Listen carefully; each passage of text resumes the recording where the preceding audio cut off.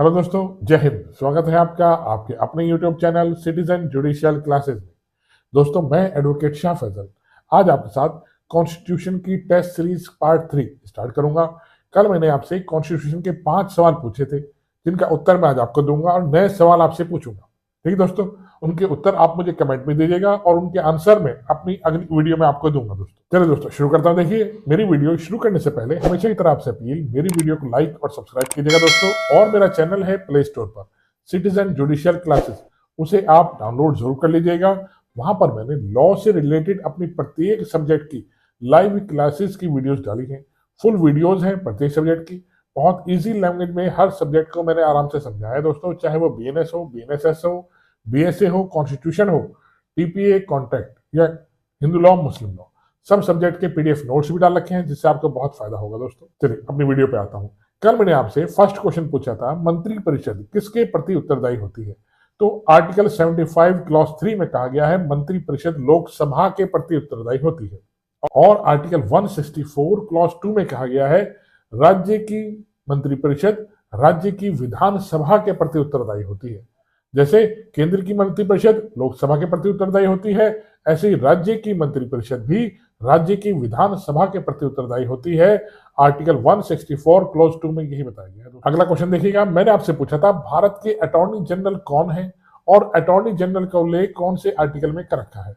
Attorney general का उल्लेख article 76 में कर रखा है और इस समय भारत के अटॉर्नी जनरल आर वेंकट रमणी है। दोस्तों, इनका काम क्या होता है? यह भारत सरकार को विधि संबंधित प्रश्नों पर सलाह देते हैं और ये केंद्र सरकार को रिप्रेजेंट करते हैं सुप्रीम कोर्ट में। ठीक, इसका एक दूसरा पद भी है सॉलिसिटर जनरल।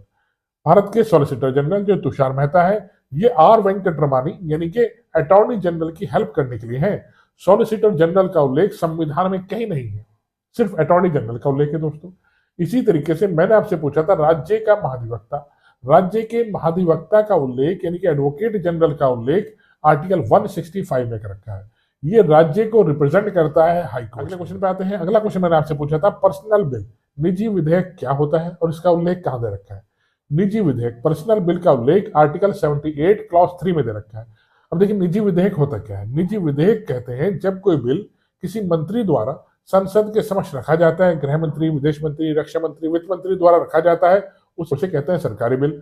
और जब कोई विधेयक किसी मेंबर ऑफ पार्लियामेंट द्वारा संसद के समक्ष रखा जाता है, मीन्स वो मंत्री नहीं होता लेकिन संसद के समक्ष रखा जाता है, उसकी बात रखी जाती है, उसे कहते हैं निजी विधेयक, जिसका उल्लेख आर्टिकल 78 क्लॉज 3 में कर रखा है। दोस्तों मैंने आपसे पूछा था राष्ट्रपति राज्यसभा के अंदर कितने सदस्यों को नामांकित मीन्स नॉमिनेट कर सकते हैं?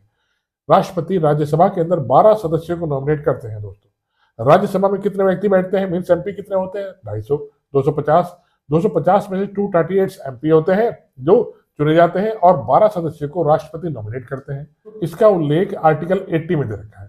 ठीक, अगला क्वेश्चन देखिए। अगले क्वेश्चन पे आते हैं। अगला क्वेश्चन मैंने आपसे पूछा था लोकसभा के अंदर यूनियन टेरिटरी से संघ राज्य क्षेत्रों से कितने व्यक्ति चुने जाते हैं? ठीक, यूनियन टेरिटरी से आर्टिकल 81 हमें बताता है 20 सदस्य चुने जाते हैं। देखिए, लोकसभा में कितने व्यक्ति बैठते हैं? 550 व्यक्ति बैठते हैं।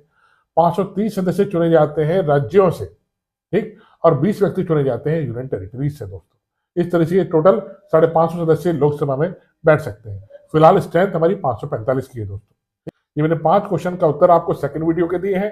अब आते हैं अपने नए प्रश्नों में। मेरा पहला क्वेश्चन है एससी, एसटी, ओबीसी को आरक्षण की व्यवस्था कब से लागू करी गई? इसका उत्तर आप मुझे दीजिएगा। और संविधान में इसका कब से उल्लेख किया गया कि एससी, एसटी, ओबीसी को आरक्षण दिया जाना चाहिए? दोस्तों ठीक है, क्योंकि संविधान जब बनाया गया तब एससी, एसटी, ओबीसी के आरक्षण की कोई व्यवस्था नहीं थी।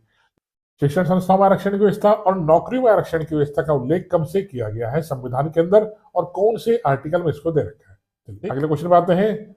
ईडब्ल्यूएस, ईडब्ल्यूएस क्या चीज है? इसका उल्लेख संविधान में कहां कर रखा है, कब से किया गया है और किसके लिए इसे बनाया गया है ईडब्ल्यूएस को? ठीक है दोस्तों, तीसरा क्वेश्चन मुझे बताइएगा डबल जियोपार्डी किसे कहते हैं? ठीक, डबल जियोपार्डी का उल्लेख संविधान में कहां कर रखा है? ठीक, इसे क्या काम होता है डबल जियोपार्डी का?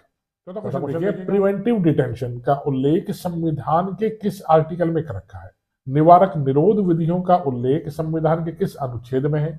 ठीक, निवारक निरोध विधियां होती क्या है, ये सब मैं आपको कल की वीडियो बताऊंगा। आज आप मुझे सिर्फ ये बताइएगा कौन से आर्टिकल में प्रिवेंटिव डिटेंशन लॉज के बारे में समझा रखा है। ठीक दोस्तों, अगला क्वेश्चन बताइएगा, आस्थान संपदा की परिभाषा संविधान में कहां दे रखी है? संपदा, एस्टेट की डेफिनेशन संविधान में कहां दे रखी है? ठीक, ये आप मुझे बताइएगा। ठीक दोस्तों, चलिए, आशा करता हूं मेरी वीडियो आपके समझ में आएगी, और जो मैं क्वेश्चन है इन्हें लिखते भी रहिएगा साथ साथ। ये आपके एग्जाम के पॉइंट ऑफ व्यू से बहुत इंपॉर्टेंट क्वेश्चन होंगे जो मैं आपसे पूछ रहा हूँ। ठीक, आपका संविधान इस तरह बहुत इजी तरीके से तैयार भी हो जाएगा दोस्तों। चलिए, धन्यवाद दोस्तों, जय हिंद।